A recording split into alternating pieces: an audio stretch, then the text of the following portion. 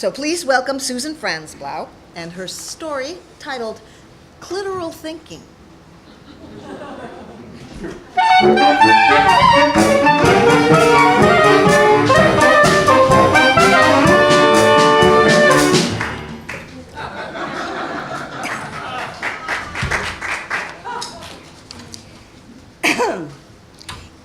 In 1964, at the age of 21, I married the rabbi.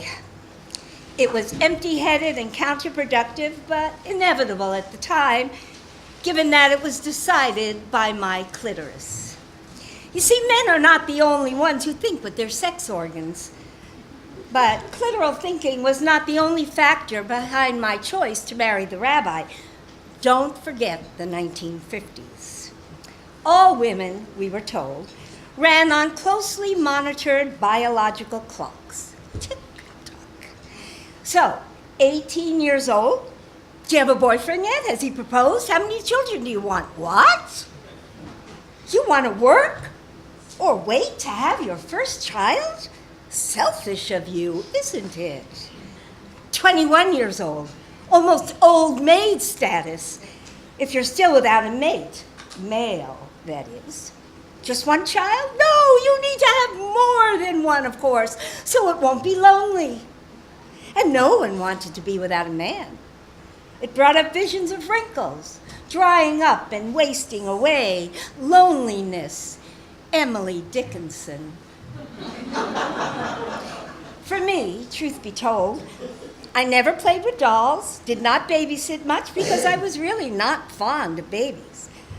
I read, I sang, listened to classical music, and argued over the meaning of infinity. I loved school, every class, the intellectual excitement, the adventure of it, and I thrived. And that's where I found choir, spelling bees, and argument. What about math and science? You don't need that, my counselors told me. My life's prospects did not necessitate science. Besides remembering my math teacher looking up my skirt, I don't remember learning much math. And I had crushes on my women teachers, girlfriends, boyfriends, male teachers. I was fluid in my choice of romantic partners, yet somehow, some probing inner voice activated by some loud-mouthed, outer omniscient voice told me to find a man and ignore my proclivities. So I continued to have affairs across those gender lines, still looking for that man that I was told I needed to be complete. And I'd better hurry. Tick-tock. Well, I found him.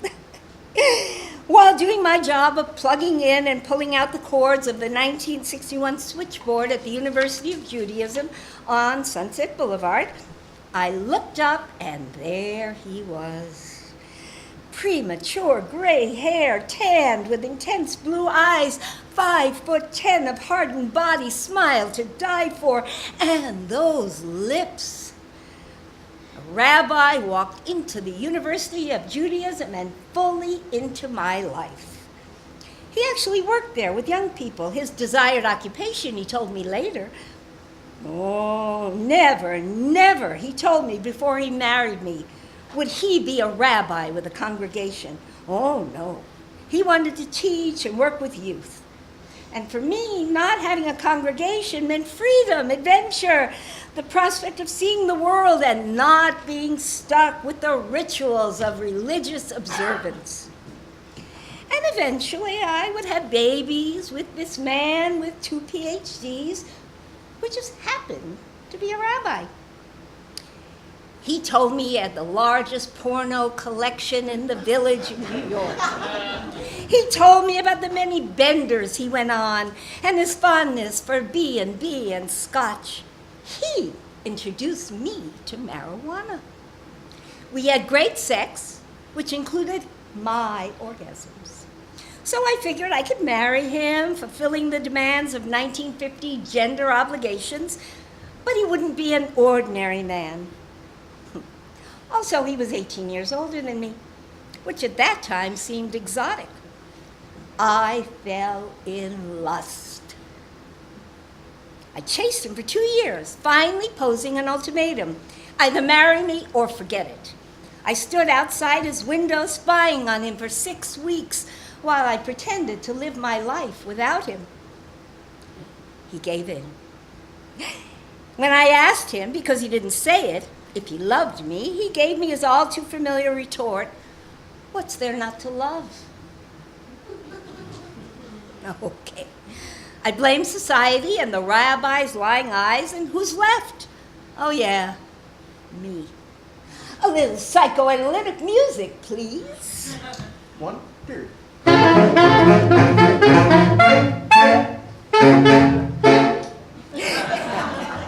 In those days, and probably today, marriage seemed an easy out for someone with no plans, no ambitions, no burning passion. Sure, I graduated from Fairfax High School in an accelerated class. Sure, I had a good, strong soprano voice. I could have been a scholar, a musical theater star, if only I had desire. I loved life's adventures, but I was lazy. Yep, I admit it. I had no idea what I wanted to do or be. I didn't even know who I was. What I knew was that I loved the next adventure, quickly abandoning the present one without looking back, beginning in 1955, when we left the Bronx in my mom's new Chevy and headed west. From then on, wherever I moved, whatever relationship I had, shortly into it, I began searching for the next location, the next adventure, the next relationship. Doesn't bode well for a stable marriage, does it? So now it's 1964, and I'm marrying the rabbi. My wedding would be Orthodox. First sign, ignored. Yes, I would walk around my new husband as part of the wedding ritual, but not 7 times as required. No, only 3. Second sign, ignored. I would not take the ritual bath, the mikveh. I would not cut my fingernails. I would not cover my shoulders and knees, but I would marry him. So just a day after our marriage, he told me he took an assistant rabbi position at a congregation in San Francisco. Third sign, weakly protested. I remember walking down the aisle while a voice in my head whispered, "I don't love him." I remember shoving that little voice aside, too late, I thought, picking up the irritating habit of comparing his future age with mine. When he's 45, I'll be 27. When he's 50, I'll be 32, and on and on. With each step, each circling, each tossed away thought, I sabotaged my search for self-knowledge by becoming the wife of a rabbi. There, done. I spent the next 7 years trying to be someone I was not. Like being forced to wear a pair of ill-fitting shoes with 4-inch heels, a girdle, bra, and pantyhose. His demands for conformity to the requirements of religious life expanded. I don't want your gay friends to come to our house. You have a Chinese friend? Don't bring him here. Don't tell anyone you don't believe in God. We'll smoke marijuana in secret. Do I love you? What's there not to love? Slowly, the contradictions began to eat at me.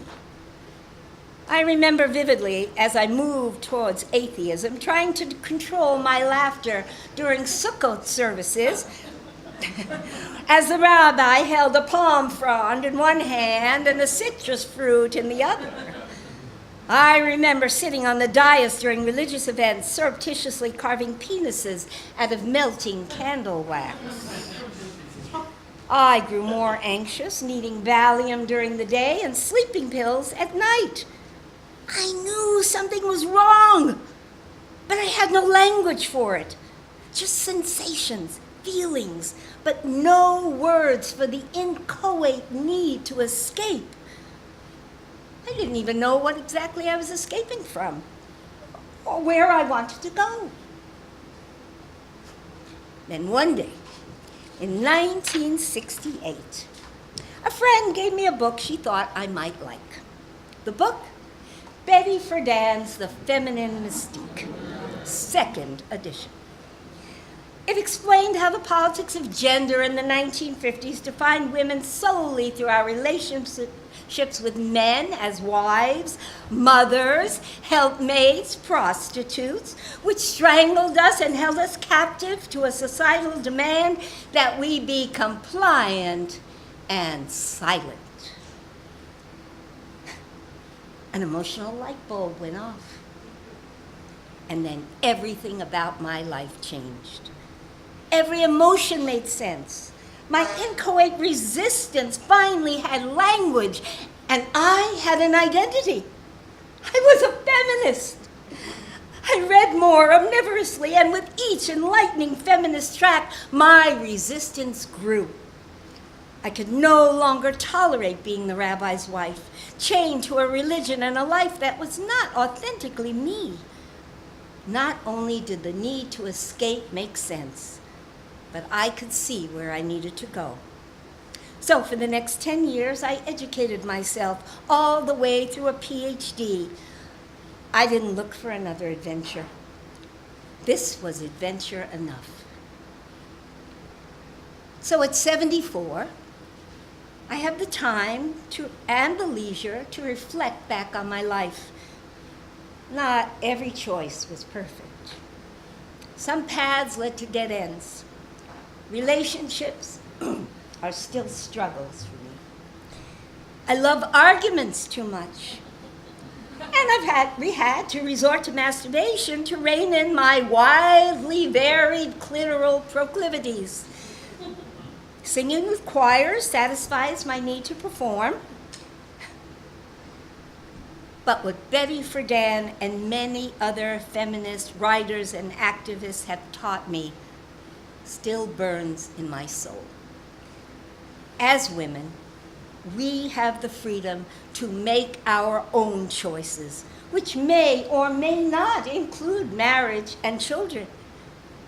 I have taken on and discarded many identities, but not feminism. And I listen, finally, to what my body and my mind tell me, and I try to honor their voices.